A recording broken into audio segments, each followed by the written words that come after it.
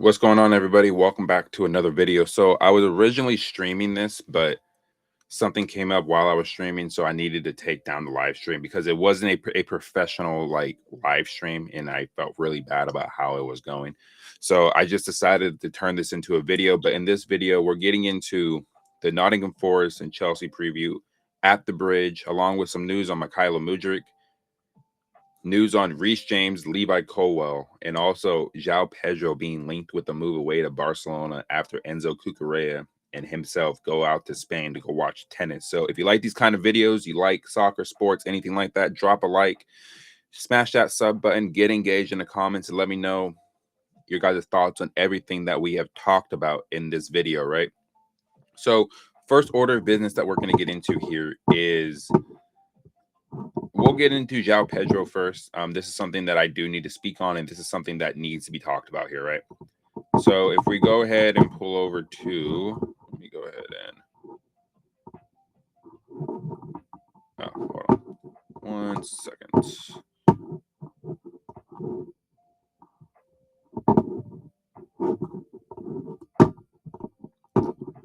You would think that this shit would already be up, but it wants to act funny again. Okay. So if you pull over here, I had the original post earlier, but we'll go ahead and pull over here, man. It says Joao Pedro is Barcelona's alternative if they are unable to sign Julian Alvarez. However, Chelsea have made it clear that they don't want to sell him, and he's not for sale. This is what I'm saying about when people sit here and they want to assume things because they're going out to another country where Barcelona play or where Real Madrid play, and they want to start linking players with moves away. This doesn't mean he wants to move away, right? And like the actual post from ESPN Brazil also states that he's not even thinking about a move. He's thinking about Chelsea and the World Cup. So you can already nip this story dead in the water because the player himself, through third-party sources, has basically stated he's not looking to leave. So Chelsea fans, football fans don't need to sit here and overreact and panic about Joao Pedro going to Barcelona because Barcelona realistically can't afford anybody. They got to pull these economic levers, bro. They're not here to buy any players because if they would have had the money to buy Nico Williams, they would have done it. But they don't have the money to do that, though, to do those kind of things because they're broke, just like us in a sense, right? But Barcelona is not coming in for Joao Pedro. We can pump the brakes on that. Same thing with Enzo Fernandez. I don't think Enzo Fernandez is going to Real Madrid. Marc Cucurella has a chance to go to Barcelona, but is Barcelona going to actually put the money forward? No, they're not. So these three players, in my opinion, are not going to leave this summer. Joao Pedro to Barcelona is not happening. We can forget about that. It's not happening. And if they do come in, Chelsea should be charging 9 figures. Same thing for Enzo. You should be charging these teams 9 figures to get them out of the club because of the duration of the contract, for one, and two, the quality that they do have and the way that they played this season. Yeah, you should be paying 9 figures, bro. That's it. You should be paying 9 figures for these players. But that's enough on Joao Pedro. There's a few other players now that we can touch on here. The first order of business here, man, is this brother right here, Mudryk. Sources close to Mudryk believe he could be back in action as early as next season. In 2024, a 4-year doping ban given to former Manchester United and Juventus midfielder Paul Pogba was reduced to 18 months after he appealed to CAS. Pogba was represented by Morgan Sports Law, who are also representing Mudryk. It was 4 months after Pogba lodged his appeal that a hearing was held, and a further 2 months until a decision was announced. So this brother, I'm telling you this right now, man. He has a chance to come back as early as next season, and he should be reintegrated back in the squad immediately. This is how I feel about Nico Jackson as well, even though he's gone for different reasons. Mudryk would be our best option on the left wing until we go out there in the summertime, even though there's no money to spend, realistically. Chelsea need to go get a left winger in the summer and bring back Mudryk. You sell Gittins and you sell Garnacho. There's no reason why these two players should be at the club next season. You can make an argument for Jamie Gittins because he's been injured. And, you know, I do want to see more out of him, but I just don't think Chelsea is the right club for him in a sense to make this move happen. I just don't see it, right? So for me, Mykhailo Mudryk, if he gets his sentence reduced, the time served, the 18 months already that he's been out, yeah, I think he should be put back in the squad, and the next manager that comes in needs to get the best out of him because he was playing well under Enzo Maresca. He really was, and if you don't believe that, and if you don't believe that he was getting better, then you're just looking to be a hater at the end of the day. The guy was getting better, and unfortunately for him, when he went to the Ukrainian national team, he has something ingested in his body. Whether or not he knew something about it or not, it's very rare that the A sample and the B sample are two different things. But if Paul Pogba can get an 18-month ban for a similar charge, there's no reason why Mykhailo Mudryk can't get it. There's no reason. So let me know in the comments how you guys feel about Mykhailo Mudryk, everything like that. Should he be added back in the squad, or should Chelsea just look to cut their losses, even if he gets the sentence reduced? Another player that we're going to touch on here, the club captain, one of our own, Reece James, is back in training. He could potentially be involved in the matchday squad to face Forest, along with this brother right here, a guy that we have missed in that back four. So, like, immensely, bro. This guy right here, I believe we wouldn't be conceding as many stupid goals as we've conceded, right? Levi Colwill is back in training. He is looking good, taking it day by day. He could potentially be involved in the matchday squad to take on Forest. Do I think that's too early for him? Whenever you have a serious knee injury or leg injury, you need to be careful with these players, because any kind of tweak, any kind of misstep on the pitch, you can re-aggravate it. Levi Colwill, I want to see in the match day squad. Just to see his name on the squad list would be fantastic. But should he be in there? If the game is wrapped up and we're winning, say 2-0, 3-0, you could bring in Levi Colwill for 10 minutes. Let him get some match fitness. Let him get back to used to being out there on the pitch. Reece James, in my opinion, is a little bit different, because when you have 10 different hamstring injuries in your career, yeah, it's going to be very difficult for me to say that he should just be put back in the squad immediately. I think you need to save him for Man City. I think that's the most important game of the season right now, is the FA Cup final against Man City. That's when I would like to see these two players put back in the starting 11, because you need your best 11 out there for that game. Unfortunately, another player now that is he's going to miss the World Cup entirely, man, is Esteban William, bro. And it's very, very sad. I mean, he's 18, 19 years old, had a very good first season in the Premier League, very good first season in England at that. The Brazilian Federation has practically ruled out Esteban's presence at the World Cup. The 19-year-old is a top goal scorer under Carlo Ancelotti and was viewed as the player who would surprise the world at the tournament by the technical staff. And I think this is the right call.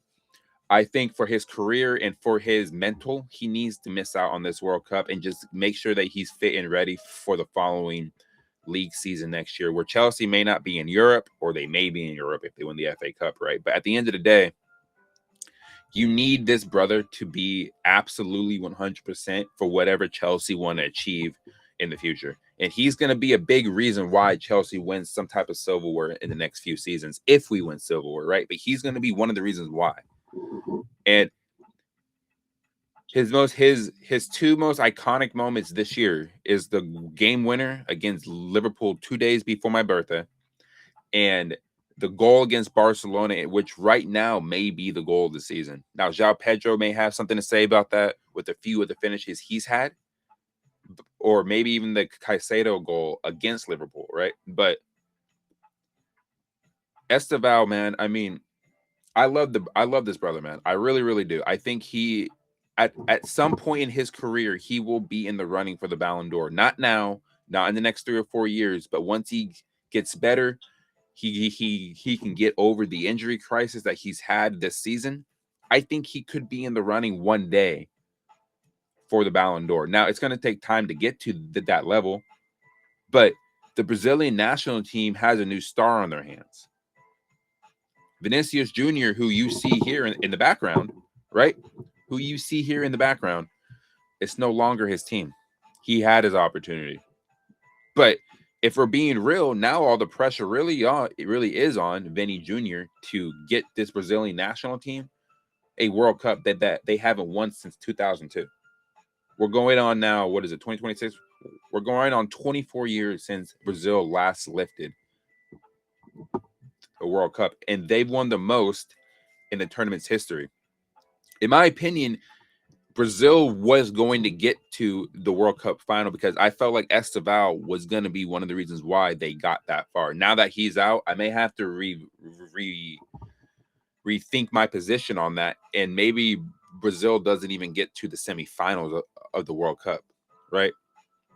It's a possibility, man. It's a real possibility, but it's sad that he's not going to be at the World Cup. I was really looking forward to seeing him in his flair at the World Cup.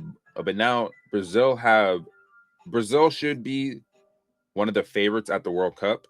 But the problem that I'm having with this is who's going to be their starting striker at the World Cup. In my opinion, it should be Joao Pedro. But people are going to say Igor Thiago. People are going to say Richarlison. People will even throw a Matheus Cunha in there. I'm saying if Brazil won a chance to go deep in this tournament, Joao Pedro has to be the starting striker for Brazil at the World Cup. Then you have Vinicius Jr. You still have Rafinha. You still have Matheus Cunha. Unfortunately, Esteval's not there. But they have enough attacking threat, in my opinion, to do something. So we'll see what happens, but it is sad Esteval is not going to be in the squad, and just get better, bro. Chelsea fans are waiting for you to come back to the bridge and just grace us with your samba, bro. Just grace us with the Brazilian flair that this team has missed severely on the wings. But again, and I want to pull up this right here. What Frank Lampard said about Reece James. What an incredible player, an incredible lad. I've been really pleased with how he's taken to being Chelsea captain. I feel I've seen him grow into that role. He's quite a quiet lad, but when you speak to him, he's very articulate. I've never seen someone get a 70-yard cross fielder and bring it down with his chest and do whatever he wants with the ball. He's massively important for Chelsea. You see that he's not playing. He's managed to play more this season, which is great. He's one of the best right backs in the world, without a doubt. He is the best right back in the world. I want to see him playing again because he's a special player, and he is a special player, and this is why you need to be careful with him. You absolutely need to be careful with him, bro. Another thing here that we're going to touch on before we get into the preview for Chelsea versus Forest at the Bridge, which is, in a sense, a big game more for Chelsea than it is for Forest, because Forest have a European semifinal that they need to worry about on Thursday against Villa at Villa Park. But one thing I wanted to do before I get into that is Chelsea fans, mention one player you'll take from Man United, Arsenal, Man City, Liverpool, and Spurs. For Manchester United, Matheus Cunha. That's just me. I know a lot of people would say Bruno Fernandes, but I would take a Matheus Cunha in a heartbeat. Arsenal,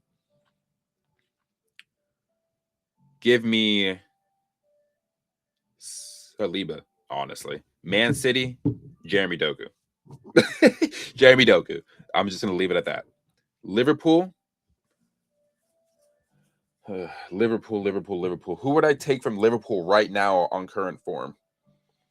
Between Szoboszlai and probably or Ekitike. From Spurs, Mohamed Kudus, if he's healthy.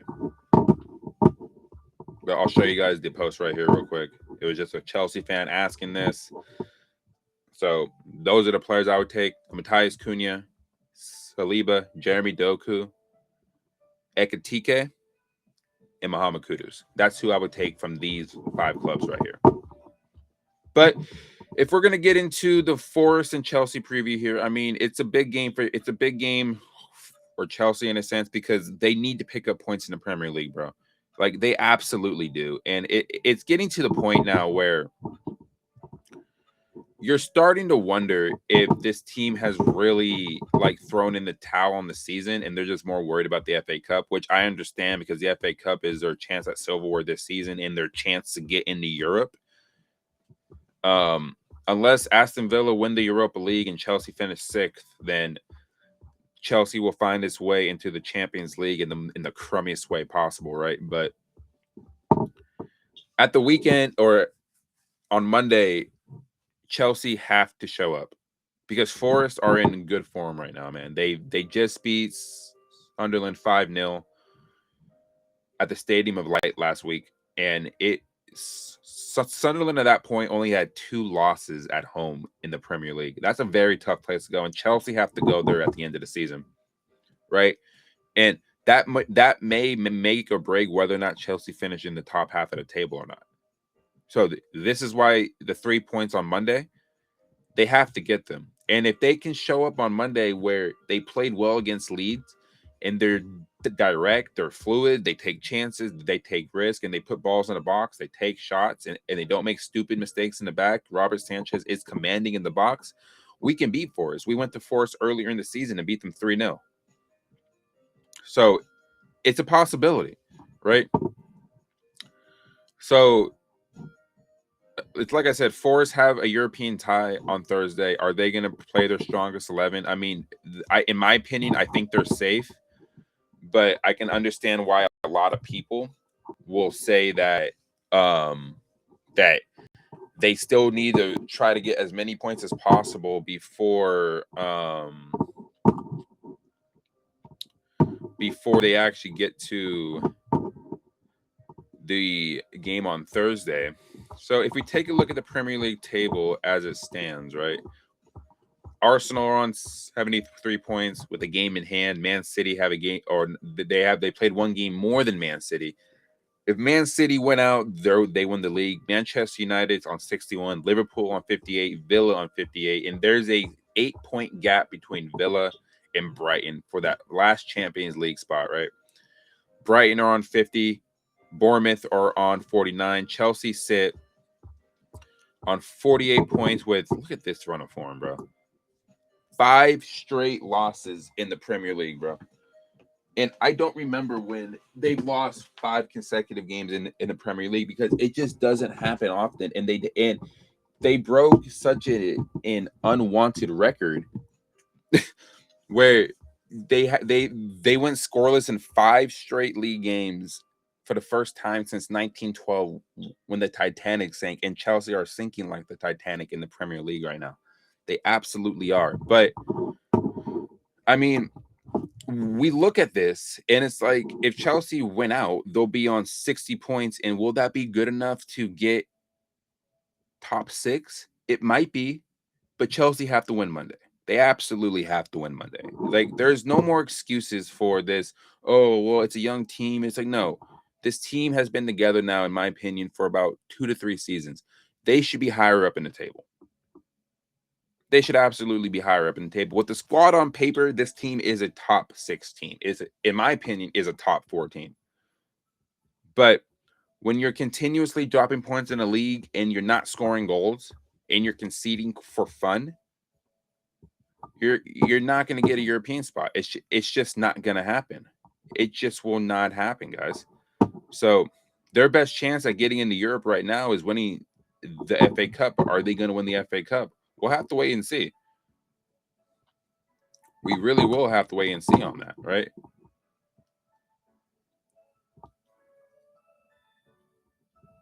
Let me go ahead and pull over here. So I'm going to go ahead and show you guys my starting lineup here.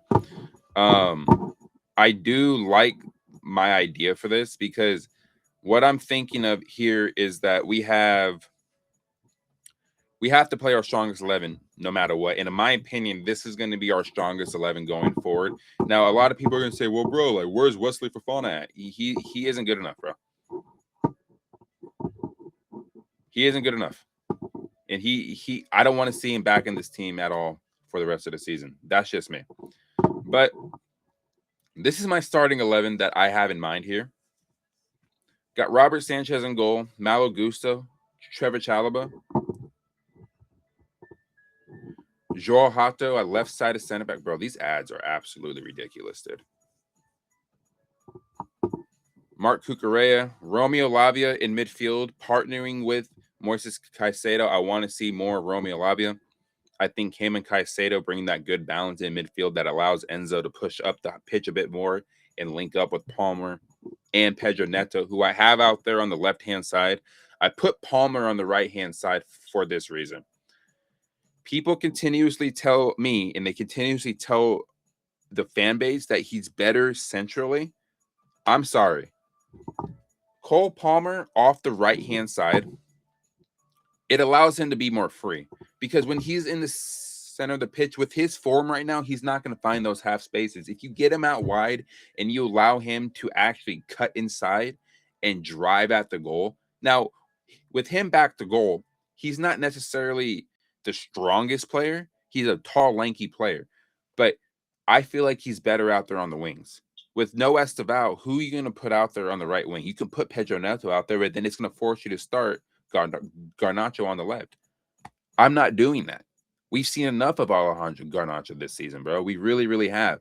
Enzo Fernandez, the match winner last weekend, I believe, with the license to push up a little bit more, can link up with these players a lot better than if Palmer was centrally. That's just me. Because if Esteval was in this squad, you can put Esteval really on the left-hand side, because we've seen a few games where he's on the left-hand side. Now, is he more chaotic on the right-hand side? Yes, because he has the ability to cut in. But Esteval has, if you guys play FIFA, he's got a 5-star weak foot, bro. Like, he really, really does. He's two-footed, but he's primarily left-footed. So yeah, I would like to see Palmer off the right-hand side in this game.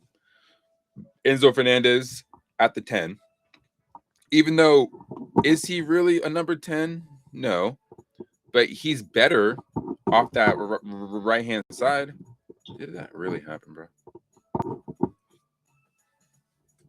Oh, well, I guess that ruins it. I'll tell you, bro, these ads are absolutely, like, annoying the hell out of me. But, again, that's my starting 11 there. I got Sanchez, Malo Gusto, Chalaba, Hato, Cucurella, Lavia, Caicedo, Palmer, Enzo, Neto, and Joao Pedro up top. Let me know your guys' thoughts in the comments on my starting 11. If I'm crazy, if I'm ridiculous for having Cole Palmer off the right-hand side. Even though I've called for him to be dropped, he was dropped in the semifinal against the FA Cup against Leeds. But I think you need him back now in the starting 11. And hopefully he can figure it out, man. Because, like, it's getting to the point with Cole Palmer where I'm starting to get real concerned that his levels have actually dropped off a little bit. Now, is he a shit player? No, we've seen what he can do. And this is what happens when you put high expectations on yourself and you exceed expectations. People expect more out of you. And I expect more out of 10. People keep on saying they expect more out of Enzo Fernandez. Enzo Fernandez is arguably our player of the season, along with Joao Pedro. Like, it wouldn't surprise me if they have a co-player of the season and they have Joao Pedro and Enzo both win it. But in my opinion, Joao Pedro will probably win that award. But if I have to give you guys a score prediction for this game, with the form that Forest are in right now, right? With the form that Nottingham Forest are in right now, they've won, or they have no defeats in 5 in the league. They just won against Villa in the Europa League yesterday. So they're on a 6-match unbeaten run right now. And Forest do score goals. They will find a way to put the ball in the back of the net, in my opinion, against us. But I think the FA Cup semifinal win, rather, on Sunday, with the combination of Liam Racine not being there anymore and Callum McFarlane is allowing these players to play, I think Chelsea can squeak out a win here. I think it's going to be a tight, cagey game. I think that there's going to be moments where it's open. There's going to be moments where Forest are in the ascendancy, and they will be putting a lot of pressure on our back line. But it's what we do when we win the ball in the high areas of the pitch. Are we going to be clinical enough? Are Are we going to be able to pass quickly, see players making runs in behind and play those balls in early rather than waiting for the player to make the run to where they're offside, right? So for me, I think Chelsea win this game 3-1 at the Bridge.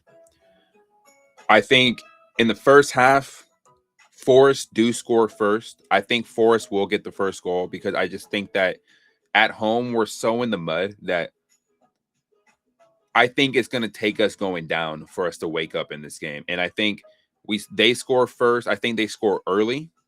But I think after that goal, we wake up and we start playing the football that we know this team can play when they're actually flowing. And I think that we win this game 3-1. I think all three of the goals will come in the second half. We're down 1-0 at the half, and we score 3 goals in the second half to win this game. My goal scorers in this game, I think Palmer will get on the score sheet in this game. I think Caicedo will score in this game as well. And I think Enzo Fernandez will continue his good run of form. And I think he's going to get the third goal in this game. And I also think he gets an assist in this game as well. Joao Pedro will also get an assist. And I think it's going to be a solo effort for Cole Palmer to score that first goal. So let me know your thoughts in the comments of what I've talked about here. Mykhailo Mudryk and the possibility of him being back next season. Joao Pedro links away from Chelsea to Barcelona. Why I think it's ridiculous. Let me know in the comments what you guys think about that. Reece James, Levi, Colwill, and the Esteval stuff that I talked about. Esteval's not going to be at the World Cup. Just get ready for next season. Reece James and Levi Colwill, possibility of being in the matchday squad. Wouldn't start either of them. I would wait for the Man City game in a couple weeks to actually have them in the starting 11. But let me know your guys' thoughts in the comments. Drop those thoughts. Smash the like button. Sub. I'm on the road to 2,000 subs, as it says on the bottom. Any kind of sub, any kind of engagement will be really appreciated. I'm really trying to get my channel to grow, get my voice out there, get my opinion out there for the American Chelsea fans out there that just want a voice and have somebody that knows what they're talking about. Drop a like, drop a sub, get engaged in the comments. But yeah, I'm Jason. No Filter Chelsea. Be on the lookout for a live stream or shorts over the weekend. I have a pretty busy weekend as it is with work and a few other things on Sunday, but Monday we cannot wait for this game at the Bridge. But yeah, I'm out of here, guys. Peace and love. Stay happy, stay healthy. And one last announcement. My next live stream, I will be announcing something very big that is happening in my life, and I can't wait to share it with you guys. But yeah, I'm out of here, guys. Peace and love. Keep the blue flag flying high. Up the Chelsea. Blue Co out. Blue Co will continue to. Blue Co will need to get out. Just get out of the club, bro. But yeah, I'm out of here, guys. Peace out, man.